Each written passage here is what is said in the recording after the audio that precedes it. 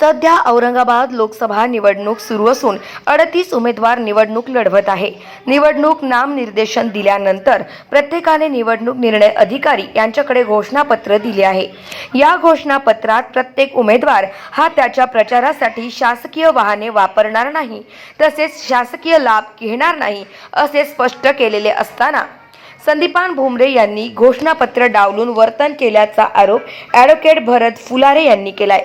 तसेच राज्याचे मुख्यमंत्री एकनाथ शिंदे हे सुद्धा एकाच पक्षाचा प्रचार करत असल्याने मुख्यमंत्री यांनी घेतलेल्या शपथविधीचे सुद्धा हनन होत असल्याचा गंभीर आरोप करत ॲडव्होकेट भरत फुलारे यांनी केलाय। सदर प्रकरणी कारवाई करण्याकरिता MIDC वाळूज पोलीस ठाण्यात त्यांनी तक्रार अर्ज सुद्धा दाखल केलाय। नमस्कार, मैं ॲडव्होकेट भरत फुलारे, कार्याध्यक्ष डावत मचाळ पार्टी। काल छत्रपती संभाजीनगर येथील बजाज नगरात लोकसभेचे उमेदवार संदीपानजी भुमरे यांचा प्रचार करण्यासाठी प्रचार सभा होती आणि ह्या प्रचार सभेला महाराष्ट्राचे मुख्यमंत्री साहेब आले। त्यांनी केवळ संदीपान भुमरे यांचा प्रचार केला। महाराष्ट्रात आज जितके काही उमेदवार आहेत त्यांचा प्रचार मुख्यमंत्र्यांनी केला पाहिजे। मुख्यमंत्री हे महाराष्ट्राचे केवळ एका याचे नाहीये, एका उमेदवाराचे नाहीये।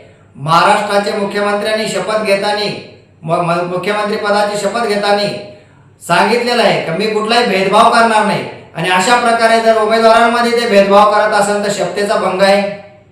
दुसरी गोष्ट, संदीपानजी भुमरे साहेब यांनी ज्यावेळेस निवडणूक निर्णय अधिकाऱ्याकडे नामनिर्देशन केलं, नॉमिनेशन फॉर्म भरला, त्यावेळेस आणि प्रचाराचा परवाना घेताना त्यांच्याकडून निवडणूक निर्णय अधिकाऱ्यांनी डिक्लेरेशन घेतलं की प्रचारादरम्यान कुठलाही शासकीय वाहन वापरणार नाही, शासकीय यंत्रणेचा वापर करणार नाही, शासकीय लाभ घेणार नाही। जर अशा पद्धतीनं डिक्लेरेशन देऊन देखील ते जर अशा प्रचार सभेमध्ये शासकीय वाहनांचा वापर करत असेल तर त्या डिक्लेरेशनचा देखील भंग आहे। म्हणजे संदीपान भुमरे साहेब आणि माननीय मुख्यमंत्री साहेब यांनी दोघांनी देखील शपथेचा आणि डिक्लेरेशनचा भंग केलेला आहे।